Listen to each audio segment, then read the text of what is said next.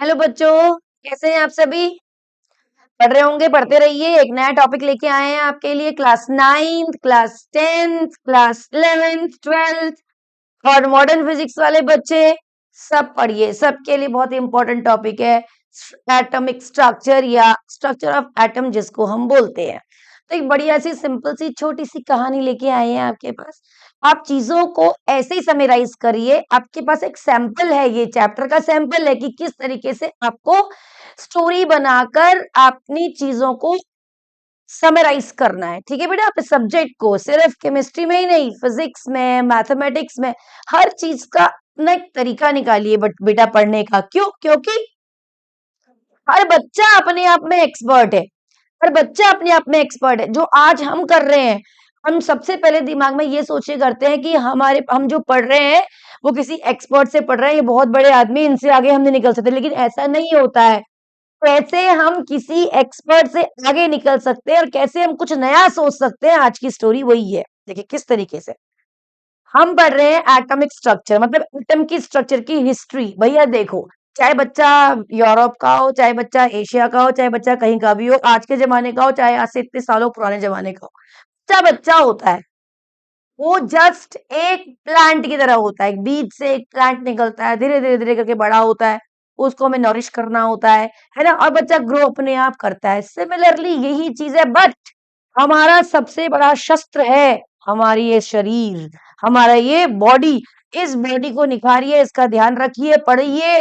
बहुत ठंडा हो रहा है, च्यवनप्राश खाइए और अच्छी चीजें खाइए, अपना योगा करिए, कंसंट्रेशन पावर बढ़ाइए। कम से कम टाइम में अपने काम को समराइज करके, स्मार्टली पढ़ के और अचीवमेंट करिए, अचीव करिए और अपने कर्मों से इस संसार का भला करो बेटा। अपने ही जैसे 2-3 और बच्चों को पढ़ाकर आगे बढ़ा दोगे, तुम्हारा जीवन सफल हो जाएगा। यही सोचकर आगे बढ़ना। क्यों? क्योंकि देखिए बेटा, एक बच्चे से मिले थे हम। एक बच्चे से हमने बोला कि बेटा why are you preparing for IIT JEE? ठीक है, बहुत अच्छी बच्ची, 98% मार्क्स वाली। ठीक है, और हमने उससे बोला कि बेटा आप क्यों पढ़ रहे हो आईआईटी जेईई, क्यों कर रहे हो, क्यों निकाल रहे हो? और हमने तब उस बच्चे ने मुझे आंसर दिया कि हमें लग्जरी के लिए पढ़ना है। लग्जरी मतलब लग्जरी चाहिए मर्सिडीज में। व्हाट इज दिस बेटा? This is not the answer.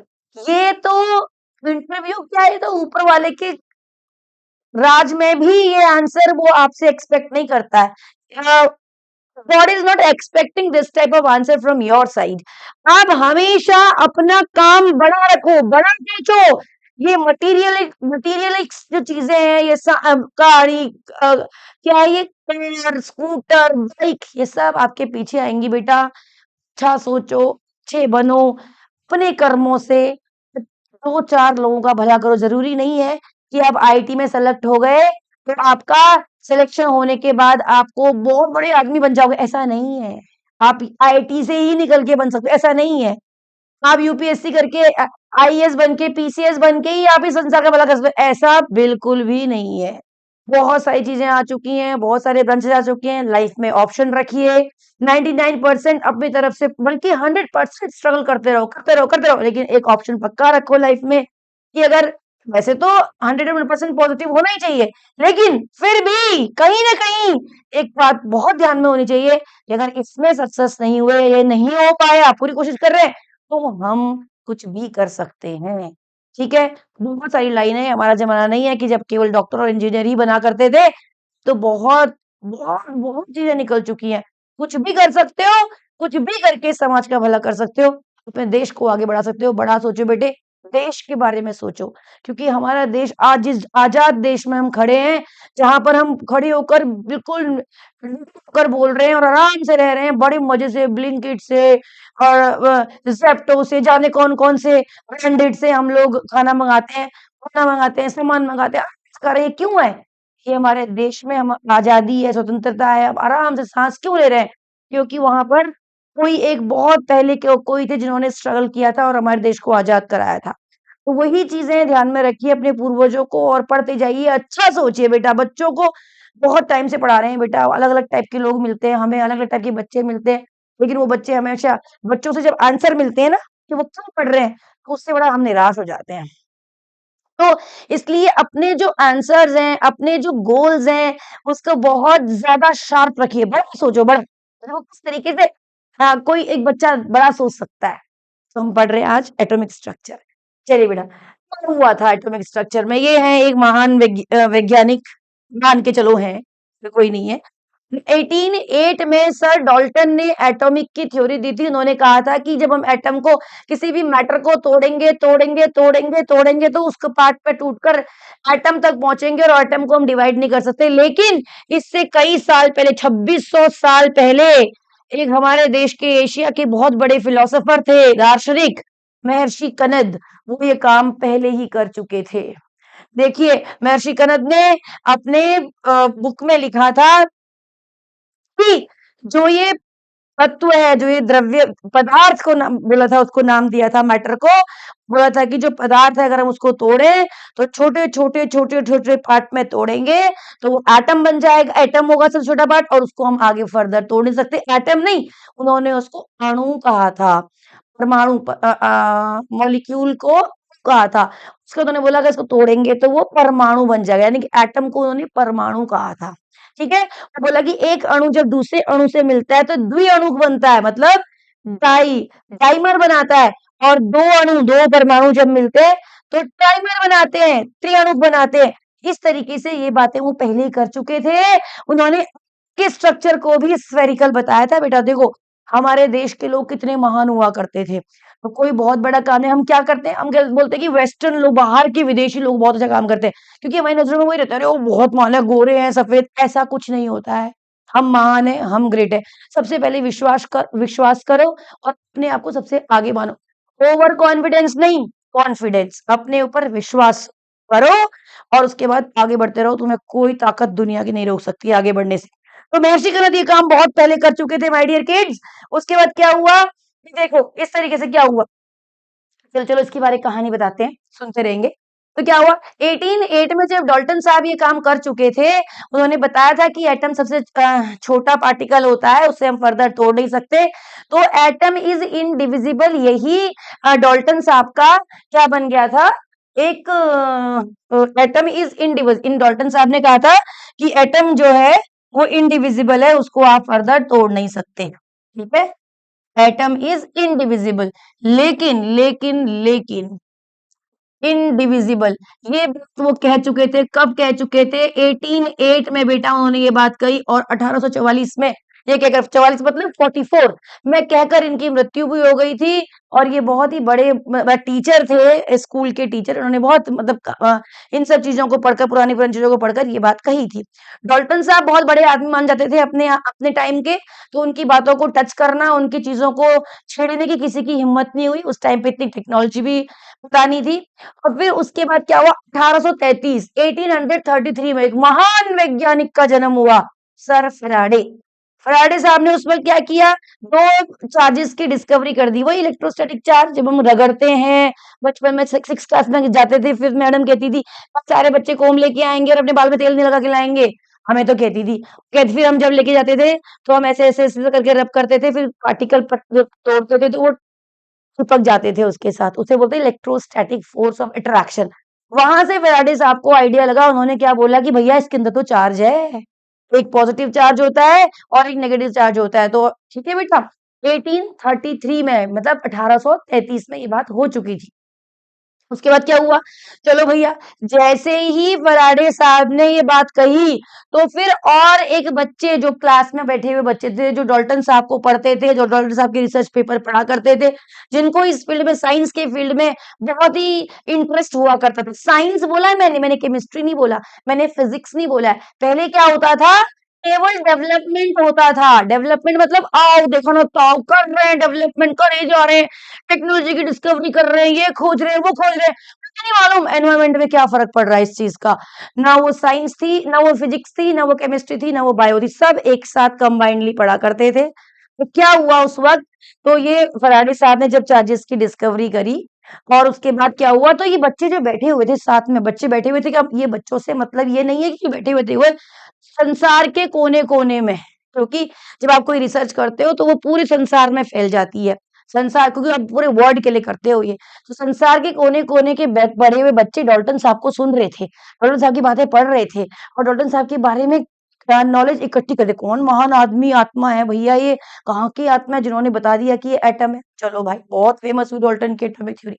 उसके बाद क्या हुआ, 1896 97 तक ये सारी कहानी चलती रही बच्चों, चलती रही।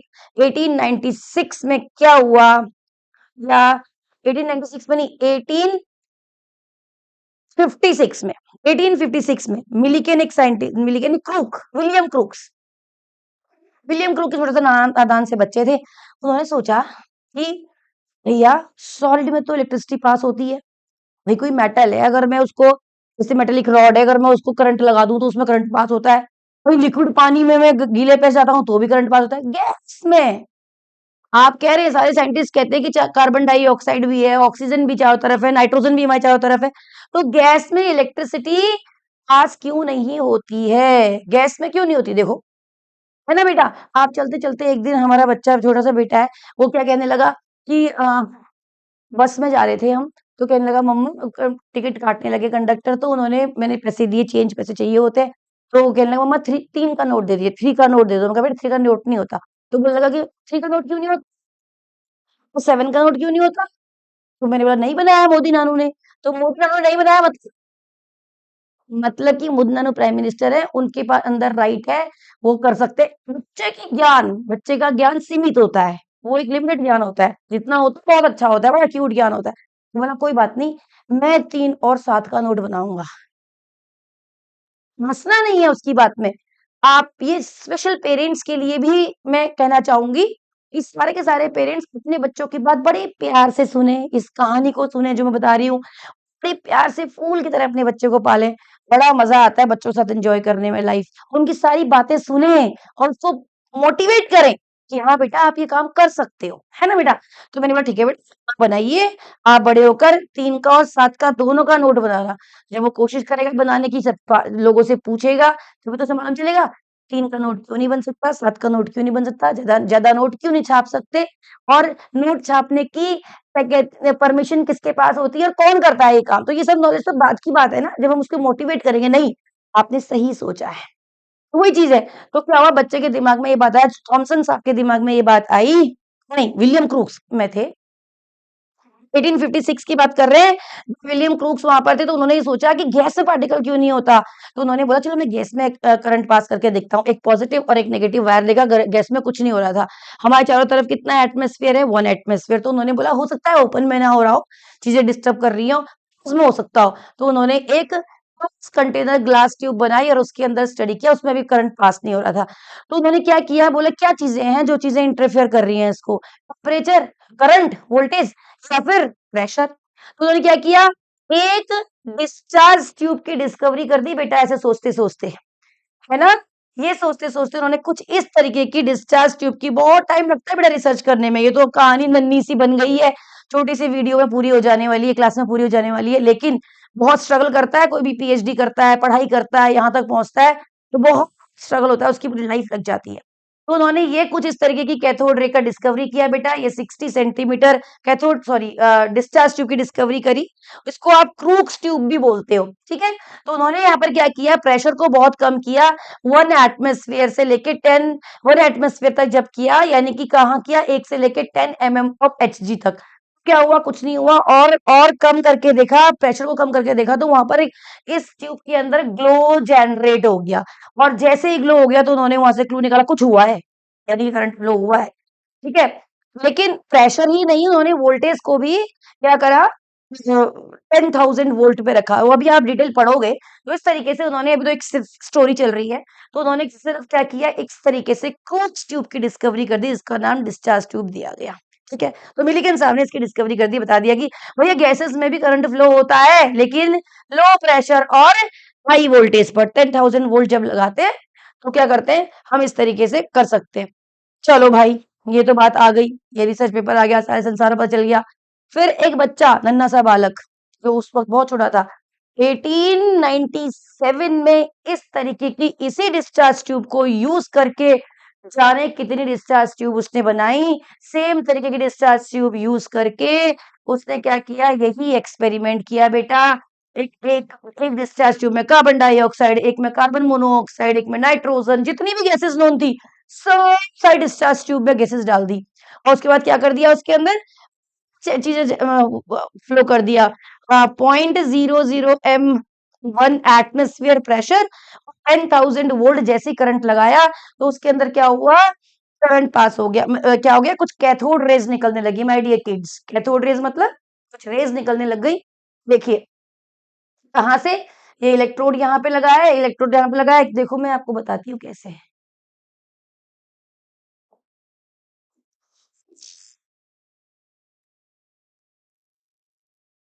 देखिए, तो इन्होंने क्या किया, यहाँ एक इस तरीके की कोई डिस्चार्ज ट्यूब बनाई और इस डिस्चार्ज ट्यूब को जोड़ दिया माय डियर किड्स वैक्यूम के साथ। क्यों, वैक्यूम पंप से। क्यों जोड़ा वैक्यूम पंप से, प्रेशर, गैस को कम ज्यादा करने के लिए, प्रेशर को कम ज्यादा करने के लिए, ठीक है बेटा। और उसके बाद क्या किया, इसको यहाँ से इन्होंने दो मेटालिक प्लेट लगा दी और इसको जोड़ दिया बैटरी के साथ में। और जैसे ही जोड़ा तो क्या हुआ बच्चों, बैटरी जोड़ते ही प्लस, सॉरी, माइनस और प्लस इस तरीके से जोड़ा। इसको बोला इन्होंने प्लस को एनोड और इधर से कैथोड, ठीक है बेटा। और इसके अंदर कर दिया 0.01 प्रेशर और 10,000 वोल्ट का पोटेंशियल जब इसके अंदर, वोल्टेज जब इसके अंदर प्रोवाइड करी तो कुछ रेज निकली माय डियर किड्स, जिनको इन्होंने कैथोड रेज नाम दिया। तो इस तरीके से जे थॉमसन साहब ने 1897 में, 96 और 97 में कैथोड रेज की डिस्कवरी की और बोला कि ये जो कैथोड रेज है छोटे छोटे पार्टिकल से मिलके बनी होती हैं, उनको बोलते हैं इलेक्ट्रॉन्स। तो इस बच्चे ने इलेक्ट्रॉन की डिस्कवरी कर दी। बताओ, बहुत बड़ा नाम नहीं है जे थॉमसन। जब उनकी मम्मी ने उनका नाम रखा होगा तो थॉमसन कह के बुलाती होंगी और कुछ निकनेम भी होता होगा, जैसे हमारे बच्चों का निकनेम होता है। तो जाने इन बच्चों के भविष्य में क्या छिपा हुआ है, भविष्य के गर्त में क्या है। आज जो है वो जरूरी नहीं है। हमारा जन्म हुआ है, पृथ्वी चल रही है, नए नए बच्चे पैदा हो रहे हैं, तो इसका मतलब ऐसा नहीं है कि जो चलता रहा हम उसी चीज को कर देते हैं कि भाई ठीक है, जन्म लिया, मर रहे हैं, खाना खाना है, सोना है, पैसे कमाना है, यही जीवन है। ऐसा नहीं है बच्चे। ये जो इंसान का जो जीवन है बड़ी मुश्किल से मिलता है बेटा। इसलिए इसको आप सफल बनाने के लिए बहुत मेहनत करो, मेहनत से मत डरो। इस मशीन का बहुत यूज करो, शरीर एक मशीन है, उसका बहुत यूज करो। इसको फ्रेश रखो, कंसंट्रेशन पावर बढ़ाओ। देखो थॉमसन साहब ने क्या किया, थॉमसन साहब ने क्या किया, उन्होंने क्या किया कि यही इतनी सारी डिस्चार्ज ट्यूब के अंदर काम किया और उसने क्या किया, अलग अलग में अलग अलग गैसेस डाल दी और एक डिस्चार्ज ट्यूब में उन्होंने सब सेम रिजल्ट आए। तो लेकिन एक हाइड्रोजन गैस जब जिस ट्यूब में डाली वहां कोई रिजल्ट नहीं आया। सेम, इन सब में सेम रिजल्ट आए, एक ट्यूब को छोड़कर जिसके अंदर हाइड्रोजन गैस थी। तो उन्होंने क्या किया, अरे सब में तो सेम रिजल्ट आ रहा है, छोड़ो ना इस हाइड्रोजन गैस को। अपने रिसर्च में हाइड्रोजन को मेंशन ही नहीं किया, ठीक है। और काम प्रोसेस बिल्कुल रिप्रोड्यूसिबल आंसर आया और कैथोड की डिस्कवरी हो गई। थॉमसन साहब को 1904 में थॉमसन साहब ने 1904 में 1897 थॉमसन साहब ने क्या कर दिया, इलेक्ट्रॉन की डिस्कवरी कर दी फिजिक्स में। चलिए बहुत अच्छी बात थी। उसी समय थॉमसन साहब और रदरफोर्ड दोनों फ्रेंड हुआ करते थे बेटा। वो अपना रेडियो एक्टिविटी पर और उस पर सब काम कर रहे थे, रिसर्च कर रहे थे, लैब में काम करते रहते हैं लोग। रिसर्च स्कॉलर्स होते हैं दो चार भाई, आपस में मिलकर एक से दो भले तो सारे दिमाग आपस में इंटरेक्ट करते हैं। और एक रिसर्च पेपर, एक रिसर्च कोई एक आदमी सिंगल आदमी नहीं करता है, बहुत सारे रिसर्च स्कॉलर्स होते हैं जो आपस में अपने आइडियाज देते हैं, शेयर करते हैं, ऐसा भी हो सकता है, ऐसा भी हो सकता है। फिर अपने गुरु मतलब जो गाइड होते हैं उनसे करते हैं, तब कहानी आगे धीरे धीरे करके आगे बढ़ती है। बहुत टाइम लगता है इस प्रोसेस में। चलो भैया, कैथोड की इन्होंने इलेक्ट्रॉन की डिस्कवरी कर दी, बड़ा मजा आया, शानदार, दुनिया के लोग बहुत खुश हो गए, थॉमसन साहब इतने बड़े आदमी, ठीक है। उसी वक्त जब ये काम हो रहा था तो जब उसी वक्त और साइंटिस्ट थे बेटा, गोल्डस्टीन। गोल्डस्टीन ने क्या किया, वो ये सब पढ़ रहे थे उनके रिसर्च पेपर। जब कोई नया बच्चा आता है रिसर्च में तो वो पुराने जितने काम हो गए ना उस फील्ड में सारा पढ़ता है, पुराने शुरू से लेकर लास्ट तक क्या हुआ, अभी तो अब नया काम करेगा वो उसमें। गोल्डस्टीन साहब ये सब पढ़ रहे थे। गोल्डस्टीन साहब ने यही वाली ट्यूब पकड़ी, जिस ट्यूब में कुछ का रिजल्ट निकल नहीं रहा था। उन्होंने कहा इसमें भी आंसर सेम है, इसमें भी आंसर सेम है, इसमें भी आंसर सेम है, ये सारे सेट लगाए हुए हैं, सब में आंसर सेम है, ये हाइड्रोजन वाले में आंसर क्यों नहीं आ रहा है? मैं इसी को पकड़ता हूँ, क्या गड़बड़ हुई है? तो उन्होंने इसी को पकड़ा बच्चे, और जब इसी को पकड़ा माय डियर किड्स, तो क्या हो गया? यहाँ पर कैथोड के बजाय जब वही चीजें सेटअप करी, एनोड से कुछ रेज निकलने लगी, तो गोल्डनस्टीन साहब बड़े प्रसन्न हो गए। सब लोग, इन्होंने उसको नाम दिया कैनाल रेज। बस बोलने लगे कि डिस्चार्ज ट्यूब में ऐसा भी होता है, जरूरी नहीं है। जब हाइड्रोजन गैस को इसके अंदर फिल करते हैं तो क्या होता है, तब जो रेज निकलती है वो एनोड से निकलती है, और वो उनको कैनाल रेज नाम दिया गोल्डस्टीन साहब ने अपने, और रिसर्च में लग गए। चलो भाई, कैनाल रेज की डिस्कवरी चली गई, पॉजिटिव रेज की डिस्कवरी चली गई, किसके किसके खाते में? गोल्डस्टीन साहब के खाते में। ठीक है, वहीं पर कब की बात है ये? 1897 अराउंड इसकी बात है। ठीक है, फिर उसके बाद क्या हुआ? अब भैया, अब भैया क्या हुआ? रदरफोर्ड साहब और जे थॉमसन साहब क्या कर रहे थे? रिसर्च करे जा रहे थे, करे जा रहे थे, लैब में रेडियो एक्टिविटी पर काम कर रहे थे। तो अचानक एक दिन क्या हुआ, जो रदरफोर्ड थे उन्होंने क्या देखा कि भैया ये क्या हो रहा है? जब वो गोल्ड पर काम कर रहे थे तो अचानक उन्होंने देखा कि कुछ नई नई चीजें आ रही हैं। ओ भाई, अगर मैं इस रिसर्च को सबके दुनिया के सामने रखता हूँ तो आज से इतने साल वर्षों पहले जो डाल्टन साहब ने बात कही थी वो गलत हो जाएगी। तो फिर लेकिन थॉमसन साहब से उन्होंने क्या किया, आपस में डिस्कशन किया और अपने गाइड से पूछा, भाई ऐसा हो रहा है, देखो ऐसे ऐसे रिजल्ट आ रहे हैं। तो उन्होंने बोला कैसे रिजल्ट आ रहे हैं भैया? तो उन्होंने बोला देखिए, जब मैं लैब में रेडियो एक्टिविटी पर एक्सपेरिमेंट कर रहा था तो उस पर कुछ इस तरीके का गोल्ड के ऊपर मेरे पास रेज, कुछ इस तरीके की रेज है। जब मैंने अल्फा पार्टिकल्स की बम्बार्डिंग की थी इस गोल्ड फॉइल के ऊपर, तो कुछ मुझे इस तरीके के रिजल्ट दिखाई दिए। कुछ पार्टिकल्स आगे चले गए, कुछ हल्के से डेविएट हो गए, कुछ टकरा के वापस आ गए। मेरा कंक्लूजन ये है कि एटम भैया, एटम जो है उसका स्ट्रक्चर कुछ और, मतलब कुछ कुछ होने वाला है, कुछ बनने वाला है। ठीक है, चलो भाई, ये कहानी चल रही थी। तो उसी वक्त जे थॉमसन साहब को कुछ कुछ सूझा। उन्होंने कहा यार, ये रदरफोर्ड तो बड़ा बड़ा बड़ा आदमी है और दिमाग वाला आदमी है। ऐसा करता हूँ, मैं अपना एटॉमिक मॉडल पहले दे देता हूँ। बात तो वही चल रही है उसी टाइम की। क्या हुआ? 1804 में जे थॉमसन साहब ने, 1904 में जे थॉमसन साहब ने जब तब उन्होंने अपना क्या दिया, पहला एटॉमिक मॉडल दिया। उन्होंने सोचा कि जब एटम्स इसके अंदर हैं और पॉजिटिव पार्टिकल्स इसके अंदर है, एटम भी है और प्लस चार्ज भी कहीं दुनिया में है, तो कहीं ना कहीं इसका कुछ ना कुछ अरेंजमेंट होता होगा। जिस तरीके से हमारी बॉडी 206 हड्डियों से बनी है, हाथ की हड्डी अपनी जगह पर है, सर की स्कल अपनी जगह पर है, पैरों की अपनी जगह पर है, सब चीज अपनी जगह पर है, और एक प्रॉपर अरेंजमेंट हुआ है, तो एटम का भी कुछ ना कुछ कहीं ना कहीं कोई अरेंजमेंट होता होगा।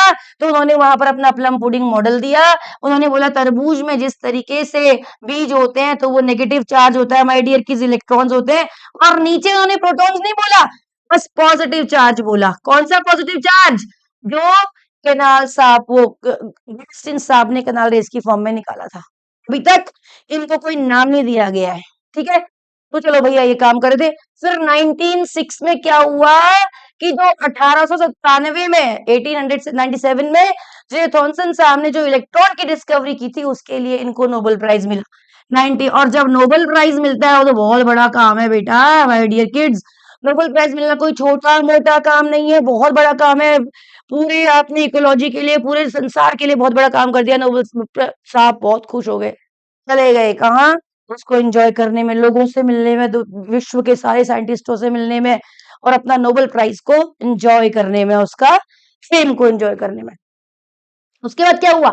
1906 में जब उन्हें नोबेल प्राइज मिल गया उनको, तो वहां चले गए। तो इसी बीच दरफोर्ड साहब जो उनके साथ रिसर्च करते थे, उन्होंने 1911 में अपना गोल्ड फॉइल एक्सपेरिमेंट, 1909 में ही बता दिया था बेटा, 1911 में हुआ था। तो 1909 में ही उन्होंने अपना एक्सपेरिमेंट कर दिया, और ये गोल्ड फॉइल का जो एक्सपेरिमेंट है ये अपने गाइड्स से बात करके सब ये सामने, दुनिया के सामने ला दिया। उन्होंने बोला कि जो एटम होता है वो ऐसा नहीं होता है, एटम का स्ट्रक्चर कुछ ऐसा होता है कि उसके बीच में जो पॉजिटिव जो पार्टिकल है, जो पॉजिटिव चार्ज है, वो बिल्कुल बीच में होता है, बहुत छोटा होता है, बहुत हार्ड मास होता है, और उसको नाम दिया उन्होंने। और बोला कि जो नेगेटिव चार्ज होता है, इलेक्ट्रॉन वो चारों तरफ घूम रहे होते हैं, कैसे घूमते हैं ये सब नहीं बताया। उन्होंने बोला कि हार्ड मास होता है, उसका नाम न्यूक्लियस दिया।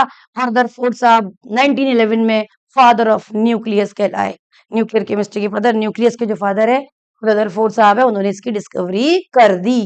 उसके बाद क्या हुआ बेटा, जब ये काम कर रहे थे 1917 में, पता नहीं क्या खुजली हुई रदरफोर्ड साहब को। रदरफोर्ड साहब ने कहा कि जब ये इस तरीके से है तो कुछ ना कुछ, जब एक दिन ऐसे ही पढ़ रहे थे, सारी रिसर्च पूरी कर रहे थे, थॉमसन साहब को पढ़ रहे थे, सब कुछ पढ़ रहे थे, उन्होंने बोला कि भैया जब कैथोड रेस से, कैथोड से कोई रेस निकली है और उसके ऊपर नेगेटिव चार्ज है और इलेक्ट्रॉन से बने हैं, तो ऐसे ही जो कैनाल रेस निकली है वो भी तो किसी ना किसी पार्टिकल से बनी होंगी। उन्होंने उस पार्टिकल को नाम दे दिया प्रोटॉन। कैनाल रेस की डिस्कवरी किसने की? गोल्डस्टीन ने। लेकिन वो पार्टिकल से बने हैं, पॉजिटिव चार्ज, वो किसने बोला? रदरफोर्ड ने बोला। रदरफोर्ड ने उसको तब हमारे एक न्यूमेरिक निकलता है, ई पर नाच। E stands for electron, P stands for Thomson, J. Thomson, P stands for proton, R stands for Rutherford. Discovery बहुत पहले हो चुकी थी, बट नाम बहुत लास्ट में दिया गया बेटा। N stands for neutron, N, Charles stands for Chadwick. Neutron की जो डिस्कवरी हुई वो तो बहुत ही बाद में हुई थी, 1932 में। तो इसलिए न्यूट्रॉन के बारे में तो अभी चर्चा करना बेकार ही है, अभी तक तो सिर्फ इलेक्ट्रॉन्स और प्रोटॉन्स का ही पता चला है। और न्यूक्लियस होता है, तो इस तरीके से उन्होंने एटम की डिस्कवरी कर दी और हमारे पास new father of nuclear chemistry बन गए। रेडियोएक्टिविटी पर काम करते करते न्यूक्लियस की डिस्कवरी हो गई, मॉडर्न फिजिक्स का जनरेशन हो गया। मॉडर्न फिजिक्स कोई नई नहीं है, केवल 100-150 साल पुरानी फिजिक्स है बेटा, जिसके अंदर हम यही पढ़ते हैं, एटॉमिक स्ट्रक्चर, और इसका बेस बनता है क्लास 9th से ही एटॉमिक स्ट्रक्चर में। तो मेरा इस वीडियो से यही कहने का तरीका है कि किस तरीके से दिया। उसके बाद क्या हुआ देखिए, उसके बाद क्या हुआ, रदरफोर्ड साहब, जरूरी नहीं है रदरफोर्ड साहब बिल्कुल सही है, रदरफोर्ड साहब गलत भी तो हो सकते हैं, क्योंकि उस टाइम वो टेक्नोलॉजी थी, उन्होंने वो बात कही। आज हम बात कर रहे हैं, उसके बाद आए नील्स बोर साहब, ठीक।